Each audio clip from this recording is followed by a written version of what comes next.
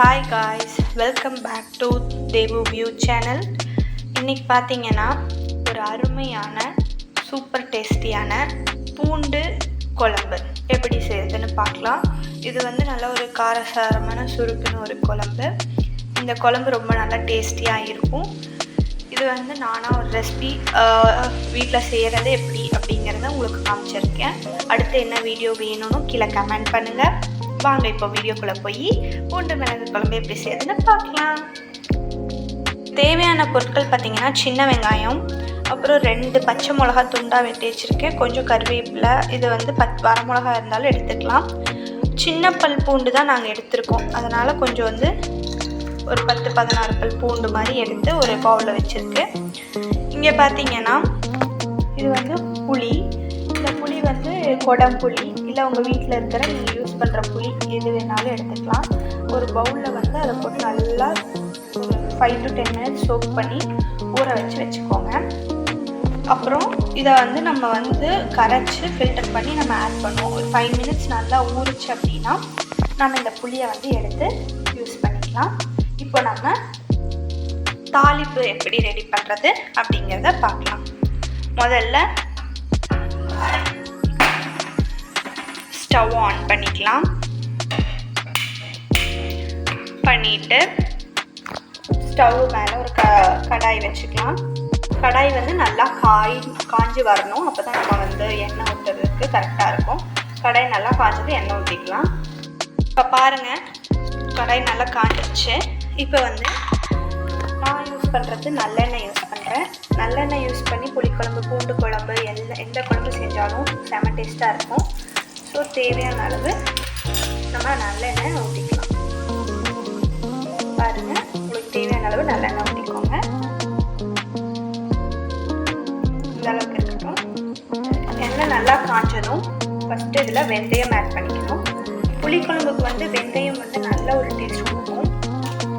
வெந்தயம் நல்லா கொஞ்சம் வரும். லைட்டாக மல்லி ஆப்ஷனல் தான். மல்லி நல்லா கொஞ்சம் வரும்போது தேவையான அளவு கடுகு சேர்த்துக்கலாம். போட்டு வெடிக்கட்டும். நல்லா பொரிஞ்சதும் இது கூடவே நம்ம கருவேப்பிலை சேர்த்துருக்கோம். எடுத்து வச்சுருக்க பச்சை மிளகா அதை ஆட் பண்ணிக்கலாம்.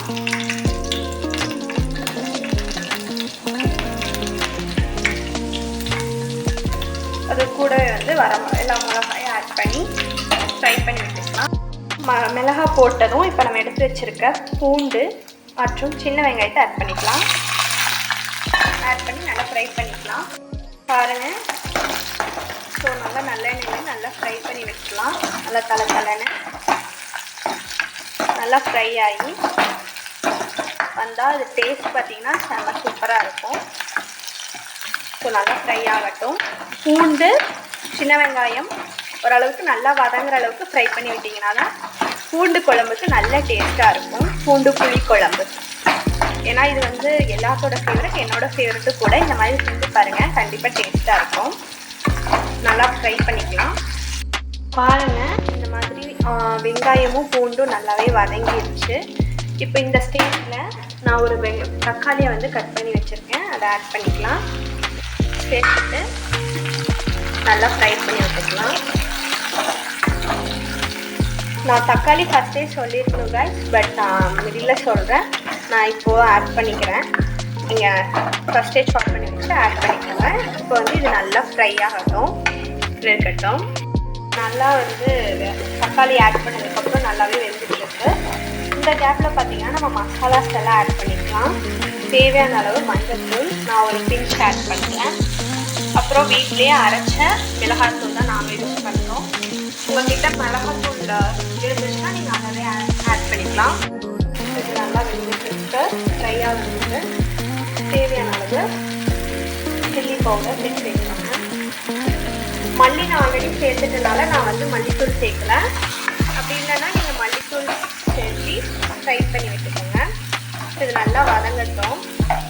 அப்புறம் உப்பு சேர்த்துக்கலாம். கல்லுப்பு தான் யூஸ் பண்ணுறேன். போட்டு நல்லா மிக்ஸ் பண்ணி விட்டுக்கலாம். நான் இப்போ கொஞ்சமாக தான் ஆட் பண்ணியிருக்கேன். போட்டு பார்த்துட்டு நம்ம புளி கரைச்சி ஊற்றுனதுக்கப்புறம் பத்தலைன்னா இன்னும் கொஞ்சம் போட்டுக்கோங்க. இப்போ தேவையான அளவு ஆட் பண்ணிக்கலாம்.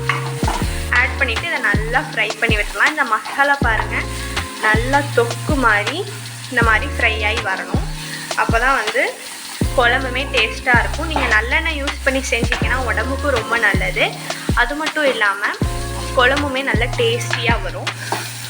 அதனால தான் நான் வந்து நல்லெண்ணெய் யூஸ் பண்ணி செய்யுங்கன்னு சொல்கிறேன். இது நல்லா ஃப்ரை ஆகி வரட்டுங்க. இப்போ கேப்பில் பார்த்தீங்கன்னா நம்ம ஊற வச்சுருக்கிற புளி நான் வந்து ஒரு நெல்லிக்காய் சைஸ் எடுத்துக்கிறேன் ரைஸ். ஸோ அந்த சைஸுக்கான புளி எடுத்து புளியை பார்த்தீங்கன்னா நல்லா கரைச்சி விட்டுக்கலாங்க. இது வந்து பூண்டு புளி குழம்புனால புளி வந்து நல்லா புளி தண்ணி தான் ரொம்ப வந்து இம்பார்ட்டண்ட் இருக்குது. ஸோ அதனால் நம்ம வந்து நல்லா இந்த மாதிரி ஒரு குடம்புளி சைஸு தேவையான அளவு எடுத்துகிட்டு நல்லா புளிஞ்சு விட்டுக்கலாம்.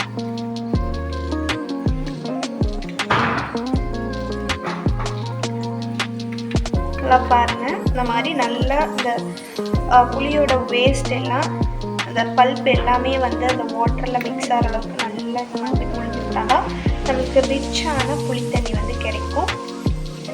எடுத்துகிட்டு இந்த மாதிரி வேஸ்டெல்லாம் எடுத்துகிட்டு தண்ணி மட்டும் எடுத்துக்கலாம். இப்போ நம்ம புளி தண்ணி எடுத்துட்டோம். இப்போ இந்த மாதிரி ஒரு ஃபில்டர் ஜல்லடை வடிகட்டி வச்சு இப்போ புளி தண்ணி இதில் ஆட் பண்ணிக்கலாம். இப்போ பாருங்கள் இந்த மாதிரி ஒரு ஜல்லடை வடிகட்டி வச்சு நான் ஆட் பண்ணிக்கிறேன். ஏன் நான் இப்படி பண்ணுறேன்னா புளியில் வந்து ஏதாச்சும் தூசி இந்த மாதிரி இருந்துச்சுன்னா நமக்கு வந்து அது ரிமூவ் ஆகிடும். அதனால தான் நான் இது பண்ணுறேன். இந்த புளி தண்ணி வந்து நம்ம நல்லா ஆட் பண்ணிட்டோம். இப்போது இது கூட வந்து தேவையான அளவுக்கு தண்ணி நம்ம ஆட் பண்ணிக்கலாம். ஏன்னா ரொம்ப புளி ஊற்றுனனால நம்மளுக்கு ரொம்ப புளிப்பாக இருக்கும். ஸோ அதனால் தேவையான அளவு தண்ணி ஆட் பண்ணிவிட்டு நல்லா வந்து இதை மிக்ஸ் பண்ணி விட்டுருங்க. இது பார்த்திங்கன்னா பூண்டு புளி குழம்பு. அதனால தான் நமக்கு வந்து புளி நிறையா ஆட் பண்ணி நம்ம வைக்கிறோம். உங்கள் வீட்டில் குழம்பு மிளகாத்தூள் தனி மிளகாத்தூள் அந்த மாதிரி இருந்துச்சுன்னா கொஞ்சம் அதை போடுங்க. இன்னும் கொஞ்சம் உங்களுக்கு கிரேவி மாதிரி வரும். இப்போ இது வந்து நல்லா சுண்டி வரட்டும் இருக்கட்டும். உப்பு தேவையான அளவு பார்த்துக்கோங்க. லாஸ்ட்டாக அதை சுண்டி கொதிச்சு வரும்போது நாங்கள் வந்து ஜாகரி அப்படி இல்லாட்டி வெல்லம் அப்படி இல்லாட்டி கரும்பு சக்கரை இந்த மாதிரி ஏதோ ஒரு ஸ்வீட் போட்டுக்கலாம். ஏன்னா புளிப்பு ரொம்ப இருக்கும் இல்லைங்களா. ஸோ அதை வந்து மெயின்டைன் பண்ணுறதுக்கு அந்த மாதிரி ஒரு இனிப்பை போட்டு நம்ம வந்து குடிச்சிக்கலாம். அவ்வளோதான் நம்மளோட சூப்பர் ஸ்வீட் அண்ட் டேங்கியான பூண்டு குழம்பு ரெடி ஆகிடும். ஸோ இப்போ இது கொதிக்கட்டும். நம்ம வந்து நெக்ஸ்ட் ப்ராசஸ் பார்க்கலாம். ரைஸ் பாருங்கள் நல்லா கொதிச்சிருச்சு. ஆக்சுவலாக பாருங்கள் நல்லா சூப்பராக பூண்டு இது எல்லாமே. இப்போ டேஸ்ட் பண்ணி பார்க்கலாம்.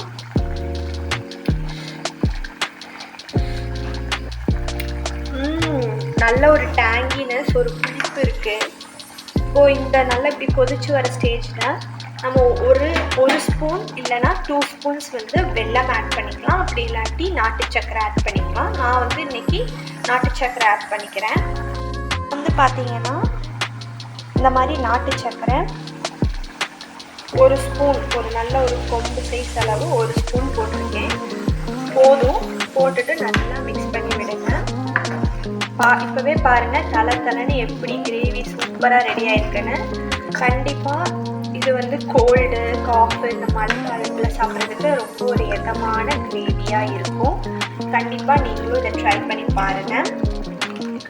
நல்ல ஒரு டேங்கி டேஸ்ட் அண்ட் சூப்பர் யம்மி கிரேவியாக இருக்கும். வித் ரைஸ் கூட சூப்பராக இருக்கும். இது கூட பார்த்திங்கன்னா நல்ல ஒரு வடகம் பாருங்கள். நான் வந்து இந்த கலர் வத்தல் எடுத்துருக்கேன். இதை வந்து பொரிச்சு நான் வந்து இதை சாப்பிட போகிறேன். ஸோ இது அவ்வளோதான். ஒரு 2 மினிட்ஸ் கொதிச்சோடனே நம்ம இந்த குழம்பை இறக்கிடலாம். நம்மளோட சுட யம்மியான மணக்க பூண்டு குழம்பு செமையாக ரெடி ஆகிடுச்சு. அது கூடவே பார்த்திங்கன்னா கலராக வடகமும் ரெடி ஆகிடுச்சு. சுடு சாப்பாட்டில் போட்டு பிசைஞ்சு சாப்பிட்டா சூப்பராக இருக்கும். நீங்களும் இந்த வீடியோவில் எல்லாத்தையும் கரெக்டாக பார்த்துட்டு உங்கள் வீட்டில் ட்ரை பண்ணி பாருங்கள். எப்படி இருக்குதுன்னு மறக்காமல் கீழே கமெண்ட் பண்ணுங்கள். ப்ளீஸ் என்னோடய சேனல் சப்ஸ்கிரைப் பண்ணி எனக்கு சப்போர்ட் பண்ணுங்கள்.